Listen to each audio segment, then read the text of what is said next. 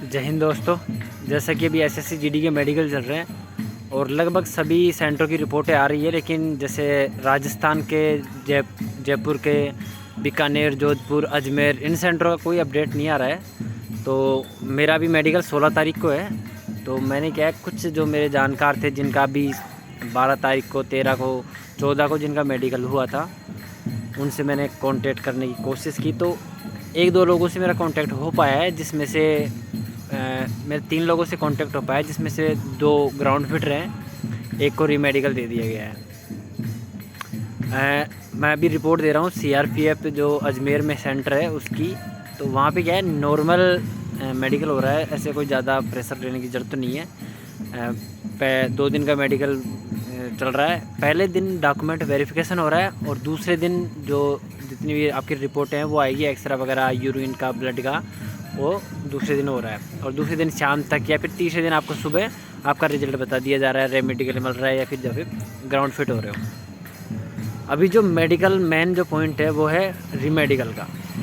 देखो, रीमेडिकल की मैं बता देता हूँ आपको। जो लड़कों ने मुझे बताया कि सबसे पहले जाते ही आपको सुबह 6 बजे से एंट्री स्टार्ट हो रही है, लगभग 7:30 8 बजे तक एंट्री दे रहे हैं। उससे ज़्यादा का तो कोई अपडेट अभी तक आया नहीं। और जाते ही डॉक्यूमेंट वेरिफिकेशन हो रहा है कि जो आपके डॉक्यूमेंट्स में आधार कार्ड चाहिए, पैन कार्ड चाहिए, 10th की मार्कशीट चाहिए, 12th की मार्कशीट चाहिए, हायर एजुकेशन जो आपने भरा है उसकी मार्कशीट चाहिए, और आपका कास्ट सर्टिफिकेट चाहिए, साथ में आपका मूल निवास चाहिए। जैसे ये एनेक्जर 6, एनेक्जर 8, एनेक्जर 5 का थोड़ा लफड़ा चल रहा है। इसमें ज़्यादा टेंशन लेने की ज़रूरत नहीं है। आप सेंटर का अगर जाति भी लेके जाते हो, सेंटर का कास्ट सर्टिफिकेट लेके जाते हो, तो वो भी आपका वैलिड है, यानी आपको एनेक्जर बनवाने की ज़रूरत नहीं है। तो दोस्तों ने जिससे मेरी बात हुई, उन्होंने मुझे बताया कि सबसे पहले जाते ही हमारा हमें मतलब कैंप में डिवाइड कर दिया गया। 20-20 लोगों का ग्रुप बनाया। कुछ एक बन्ने भाई ने बताया कि 30 लोगों का ग्रुप बना हमारा, और 3 ग्रुप बने थे उनके 30-30 लोगों के, तो 90 लोगों का उनका ग्रुप बना था। तो उनमें से लगभग वो बता रहे थे कि लगभग 50 के समथिंग वो ग्राउंड फिट हुए थे और बाकी को रीमेडिकल दे दिया गया था। जाते सबसे पहले आपके ये जो कलाइयों का है, कैरी एंगल वो चेक कर रहे हैं, आपका नोकनी चेक कर रहे हैं, कान चेक कर रहे हैं, आइज चेक कर रहे हैं। देखो, आइज का पॉइंट रहा। आइज में जैसे मैं बता देता हूँ आपको, सबसे पहले आपका कलर विजन देख रहे हैं कि आपको मतलब वो पढ़वाएंगे बुक से कि आपको ये समझ में आ रहा है कि नहीं आ रहा। वो टाइम भी दे रहे हैं प्रॉपर, ये आपके समझ में नहीं आ रहा तो लाइन ड्रॉ हो रही है, उनको लाइन ड्रॉ को बताना है। उसके बाद में आता है फिर कि भाई 6/6, 6/9, 6/9 तक वैलिड कर रहे हैं, बाद वालों को रीमेडिकल दे रहे हैं। उसके बाद में आपका एक आँख का और जांच होता है कि जो मतलब पेन को ऐसे कर देंगे और उसको ऐसे घुमाएंगे। अगर आपके उसके साथ ऐसे गर्दन घूमी तो आपको रीमेडिकल का पॉइंट मिल जाएगा। तो आपको क्या है, नज़र को ऐसे रखना है, सिर्फ ऐसे।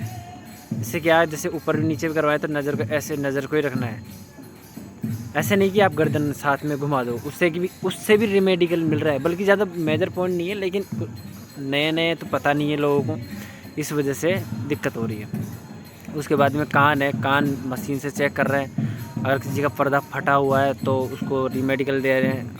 और जैसे मान लो किसी के नॉर्मल प्रॉब्लम, जैसे कान में वाइट स्पॉट है, उसका इतना देख नहीं रहे, लेकिन अगर जिसके ज़्यादा ही है तो उसको रीमेडिकल दे रहे हैं। आँखों में रीमेडिकल दे रहे हैं। कैरी एंगल चेक कर रहे हैं, कैरी एंगल स्केल रख के भी चेक कर रहे हैं। तो अलग अलग तरीके से चेक हो रहा है। एक नोकनी चेक हो रहा है, जिसके नोकनी खड़े करके ले रहे हैं। उसके अलावा अगर जिसको लग रहा है कि नहीं इसके ज़्यादा दिक्कत है, ये चतुराई दिखा रहा है, उसका लिटा के भी ले रहे हैं। तो ज़्यादा नहीं, एक पेंसिल के बराबर गैप होगा तो चल जाएगा, ज़्यादा दिक्कत नहीं आएगी, लेकिन ज़्यादा दिक्कत नहीं होनी चाहिए।